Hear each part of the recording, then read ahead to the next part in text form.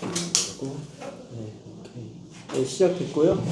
오늘 재판을 하셨습니다.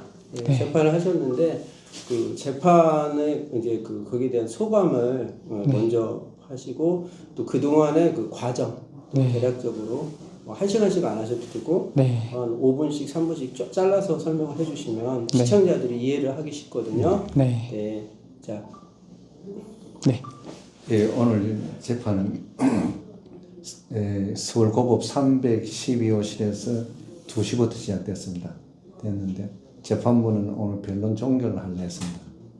어떻게 우리가 재판 절차라든가 여러 가지 요구를 하고 그리고 피고인 한 명 중에 한 분이 기피 신청을 했습니다. 기피 신청을 5분간 휴정을 거치면서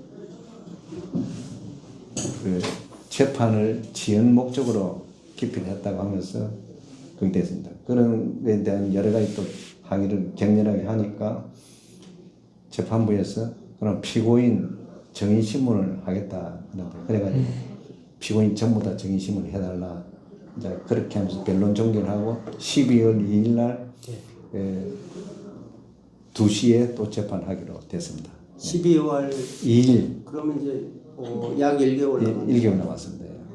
그러면 오늘 재판에 이제 하는 건가요? 네. 제가 예전에 어떤 내용이었다는 거는 아는데 구체적인 건 저는 잘 몰라요.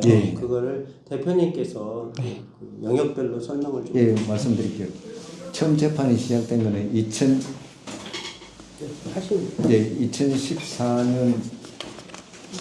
4월 2일 날 일반적인 구속을 시켰습니다. 구속을 시키면서 재판이 진행되고, 이제 고소인은 중앙선관위 직원을 동원해서 직원들 명예훼손했다. 중앙선관위는 부정선거를 한 적이 없는데 중앙선관위를 부정선거했다니까 중앙선관위 구성인인 나의 명예훼손을 했다. 이렇게 고소가 들어왔어요. 그래서 제가 방배서에서 조사를 받았습니다. 받으면서 제가 탄핵 증거를 가지고 입증을 다 했어요. 부정선거. 입증을 다 하니까 그 고소인을 불러가지고 다시 진술을 받아보니까 고소인들은 부정선거 자체를 모르고 있었어요. 그러니까 방배서에서 검찰에다가 혐의 없음 송치 보고를 했어요. 보고를 했는데 그 송치 보고한 사건을 검사를 바꾸면서 교체하면서 조작을 하는 거예요. 어떻게 조작하느냐. 우리가 만든 부정선거 백서 내용이 허위다 하면서 그 안에 240페이지 내용 안에 한 두 줄이 있는 전산센터장에 대해서 우리가 의사표시를 했어요. 센터장한테 가가지고 부정선거 내용, 중앙선관위 데이터 분석한 거를 확인해 본 결과에 하면 그 친구가 아무것도 모르고 시키면 시킨 대로 해가지고 부정선거 했는데 그거를 다 소상히 설명해 주니까 그 친구가 겁이 났던 모양이에요. 그 단둘이 이야기하자 해가지고 왜 그거 했느냐 모르느냐 이렇게 이 친구가 완벽하게 뭡니까 속된 말로 쪼리가 있는 거예요. 근데 그 내용을 어떻게 표시했냐면은 전산센터장은 부정선거를 저거 했다 인식했다 했어요. 인식했다고 했더니 내가 이제 보기에는 내 판단이 그래 내가 인식했더니 그 줄 가지고 240페이지 나머지는 하나도 입증을 못 하면서 그거 가지고 명예훼손죄를 걸어가지고 1년 10일 동안 구속을 시키는 사건이에요. 억울하게 1년 그렇죠. 이상을 갖다가 그 어떤 모든 것을 다 빼앗기고 사신 거잖아요. 그렇죠. 제가 제일 억울한 건 뭐냐. 내를 그 구속시킨 목적이 도주와 증거인멸이에요. 내 증거를 접근하지 못하게 해가지고 내 증거 박탈시킨 구속이에요. 그러니까 재판을 할 수가 없다고 만들었다. 뭘 갖고 훔쳐가신 거 아니잖아요. 예? 훔쳐가신 거 아니잖아요. 물건을 훔쳐가거나 자료를 훔쳐갔다면 도주하고 증거 인멸 염려가 있지만 그것도 아니고 하나의 주장이잖아요. 주장한 거잖아요. 근데 어떻게 그게 도주 염려가 됩니까? 그래서 제가 어이가 없어가 이제 그러니까 재판에서 이제 6개월이 넘으면 어떻게 됩니까? 구속을 풀어야 되잖아요. 풀면은 내가 그 자료에 접근해가지고 명확하게 나오니까 계속 구속을 연장하는 거예요. 6개월을 다 돼가니까 판결을 어떻게 하겠습니까? 심리도 옳게 안 하고 무작위 옛날 독재시대나 했던 그런 재판을 해버렸어요. 6개월 1일 전에 해가지고 구속을 연장시키면서 그것도 명예훼손죄가 내가 정부 수립소산 최고 많이 받았대요. 2년을 받고 실형을 사는 거예요. 살다가 원세훈 전 국정원장이 부정선거로 권력을 구속이 돼버렸어요. 네. 그때 뭡니까? 부정선거 없는데 부정선거를 한다고 우리를 집어넣어놨으니까 부정선거 한 사람이 들어오니까 어떻게 됩니까? 저희들은 보석을 내보내야 되는 거예요. 그렇죠. 법원에서 직권 보석으로 사실상 나온 거예요. 그럼 내가 법원 너가 문서에다 내보내라 하니까 변호사한테 거의 억압하다시피 해가지고 빨리 보석 신청하려 해가지고 강제력이 나왔는 거예요. 나와 지금까지 부정선거 투쟁을 하고 있는 거예요. 그러면 그 건으로 인해서 선관위에서도 해직되시지 않았었나요? 사실은.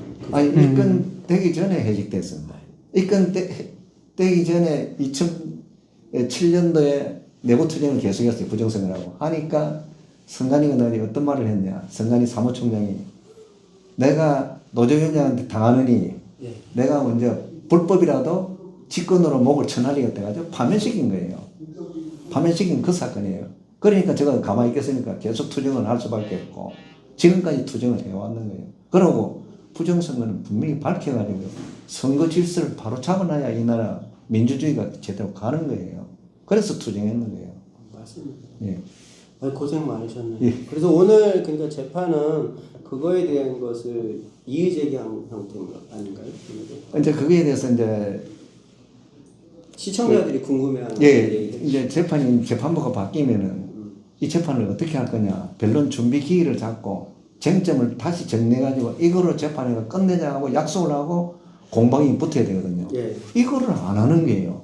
안 하고 막무가내 맞아. 가는 거예요. 이 절차를 다 위반하는 거예요. 그러니까 이거 하고 가자. 확인하고 탄핵 증거 전 확인하고 부정선거 그 증거를 입증 전 확인을 하고 가자. 이걸 안 하는 거예요. 그러니까 우리가 가만히 있을 수가 없어가지고 강력하게 항의를 하고 주장하고 절차 위반된 거 주장하니까 변론 종결하겠다. 늘 재판 중에. 이거 재판장이 그런 거 함부로 할 소리가 아니거든요. 변론 종결할 수 있다. 이거 뭡니까? 압박주의. 원고들 심리적 압박을 가하면서 하는 거예요. 이거는 인권 탄압이에요, 사실은. 재판 포기하라는 거죠, 한마디. 예, 예. 이제 그런 재판을 하니까 우리 못 참아가지고 했더니 그것도 양심이 있는가 한 번 기회를 연장을 하는 거예요. 이제 그런 재판으로. 그래서 지금 일단 12월 2일 날 예, 12일날 잡혔습니다. 그분들이야 매일매일 하는 거니까 부담이 없지만 일반 시민들은 이런 거에 이걸 해서 뭐 수익이 생기는 것도 아닌데 정신적 스트레스가 있잖아요. 사실. 그렇죠. 그러면 그동안에 그 오랜 기간 동안에 이 정신적 스트레스가 많아지면 막 병도 생기고 많이 되잖아요. 그래 좋지 않아요? 아, 그래가지고 한 5년 전에 네. 제가 건강검진을 받아보니까 몸이 다 나빠졌어요. 그래, 이거 안 되겠다 싶어가지고 그때부터 헬스를 하고 이렇게 하니까 그나마 많이 나아졌고, 그리고 2년 전부터는 제가 다 인정을 했어요. 인간 세상에는 이런 행위가, 불법 행위가 계속 있어 왔다. 내 혼자 특별하게 당하는 것이 아니다. 내가 어떻게 정의를 찾으려고 하다가 내가 당할 수밖에 없다. 인정을 하니까 그다음부터 얼굴도 좋아지고 다 좋아지더라고요. 끝까지 싸워야 된다. 그래도 억울하잖아요. 좀 억울하지요. 억울한데 어떻게 하냐. 제가 밝힐 수 있는 건 다 밝히겠다. 밝히고 이왕 내가 했으니까 우리 대한민국 국민들에 위한 선거의 자유 이런 부분에 내가 기여를 해주고 가야 된다. 이거를 밝히면은 선거 질서가 제대로 잡히면은 이 정권들 나쁜 정치인들이 다 없어지고 대한민국 정치가 전 세계에서 다 제일 좋아질 거로 보고 있습니다. 그러니까 대표님은 본인은 많이 희생을 했지만 이 선거가 바로 잡혀가지고 질서가 공정한 세상이 되기를 바라기 때문에 지금 계속 헌신하고 투쟁하신 거잖아요. 그다음에 우리 저기 네. 성함이 저는 최성년이라고 합니다. 네, 성함 들어본 것 같아요. 같이 재판받고 있는 피고인이고요. 네. 어떻게 들어오셨죠? 아니 어디서 본 것 같아요. 아, 맞아요. 네. 우리 단체에 그때 18대 선거무효 소송했던 단체 사무차장을 네. 네, 저는 약간 오늘 재판 때문에 좀 준비를 했는데 다 그 증거 조사를 못하게 해갖고 준비해 놓은 거 좀 말씀드릴게요.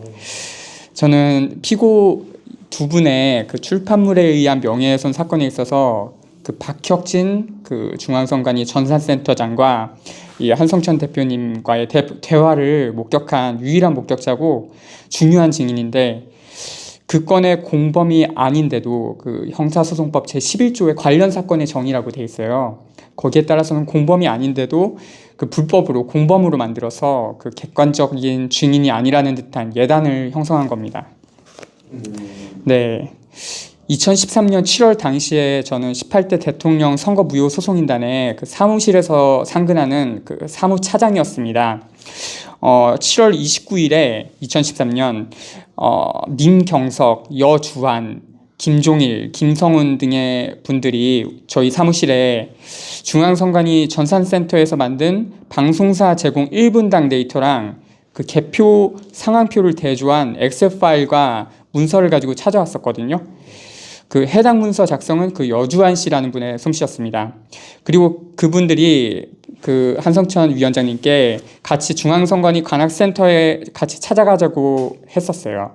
그 당시에 우리 단체 정관에는 그 CMS 회비 내는 분들을 정의원으로 규정하고 있었는데, 찾아온 분들은 우리 단체 그 정의원들은 아니었기 때문에 약간 저는 못 믿었었습니다.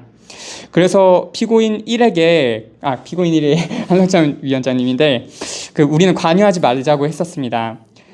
그 위원장님과 저희 단체 정의원인 권혜명 씨가 저한테 일단 그분들이 가져온 문서를 검증해 보자고 했었습니다.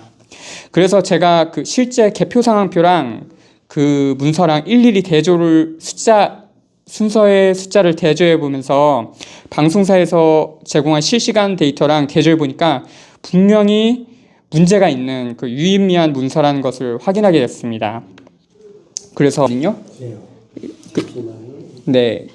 경북선관위의 남영주랑 같이 그 1분당 방송사에 제공한 중앙선관위 공문서예요. 그래서 여기다 6필로 쓴 숫자는 다 제가 쓴 거예요. 검증하면서 대조해 보면서. 그리고 141쪽에도 나와 있어요. 그게 이런 부분이 있거든요. 그러니까 순서가 완전히 뒤죽박죽이에요. 이 내용은 그 2014년 아마 4월 14일경에 통합진보당의 이상규 국회의원이 있는데, 문상부 중앙선관위 사무총장을 상대로 그 문답을 했었어요. 국회에서. 그러고 나서 그 이틀 후에 세월호 참사가 난 거죠.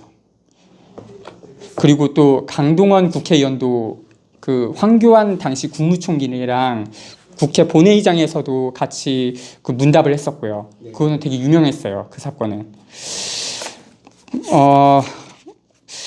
그리고 또 한 가지 또 중요한 게 있는데, 당시에 용인 수지구 4년 1동 제9투표구라고 있었어요. 거기는 대선 당시에 그 집계가 누락돼 갖고 한번 난리가 난 적이 있어요. 그 여기 49쪽에 나와 있는데요. 그 대선 2,700여 표 집계 누락 충격, 수지구 선관위 1곳 투표소 빠뜨려, 이렇게 나와 있거든요. 기사로도 나왔거든요. 근데 당시 그 중앙선관위의 1분당 그 실시간 데이터에서는 정상적으로 집계된 걸로 나와 있어요. 8시 39분경에. 그러니까 이 그 백서 표지 내용대로 12월 18일 개표 결과 조작이 선관위 전산 서버에 이미 돼 있던 거죠. 근데 이게 그 김능한 중앙선관위 위원장의 명예훼손했다. 그래서 별건으로 또 피해자를 추가해서 구속 기소를 한 거예요. 네. 그리고 그 다음 날, 그 2013년 7월 30일 날 중앙선관위 관악청사에 저도 따라갔었어요. 그리고 이거 18일로 돼 있는 거는 제가 증거도 제출할 수 있어요. 동영상으로 만들어 놓은 게 있거든요. 권혜명 감독님이. 검찰 측이 13초?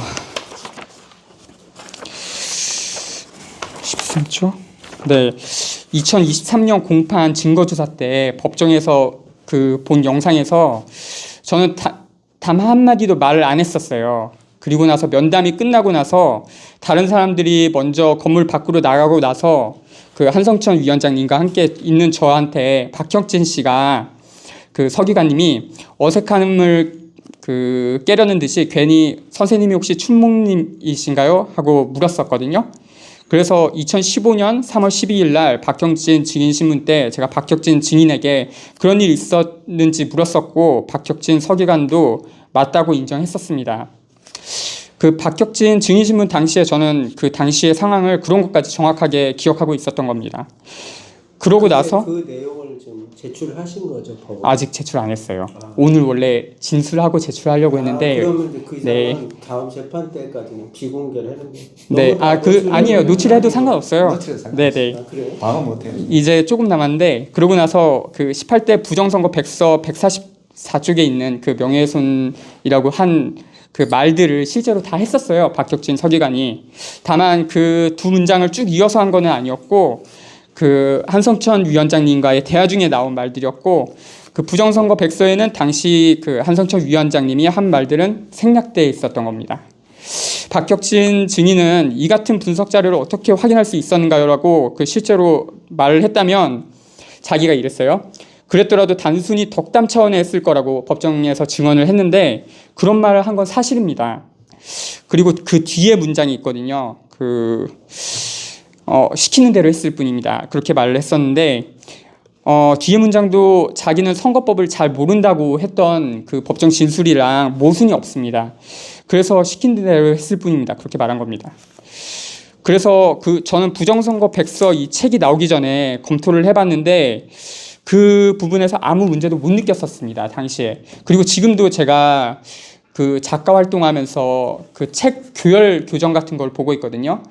그 올해 본 책은 구충제 배신이라는 책을 제가 교정을 봤었어요. 그런 일을 하고 있는 사람이에요. 그 책 같은 경우는 지금 쿠팡에서 그 약학 부분에서 베스트셀러 3위까지 올라갔어요. 그런 과정을 다 거쳤던 거죠. 네. 고맙습니다.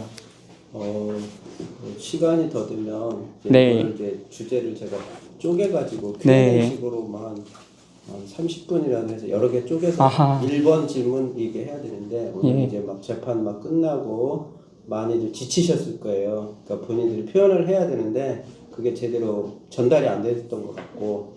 괜찮은데. 아니 그러다 예. 보니까. 네.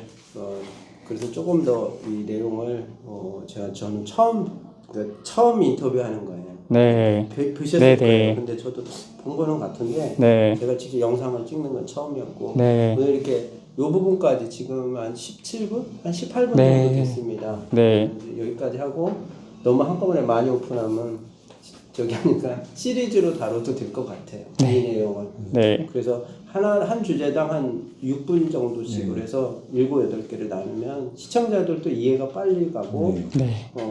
이게 발언하시는 내용도 쉬울 것 같아요. 계속 이어지다 보면 지치거든요. 네. 시청자들도 집중도도 좀 떨어질 수 있고요. 네. 네, 이렇게 취재에 인터뷰 응해주셔서 고맙습니다. 네, 감사합니다. 예. 수고하셨습니다. 네. 네, 저는 코리아 드림뉴스 최승금 기자입니다. 오늘 여기서 일단 방송 마치겠습니다. 감사합니다. 여기서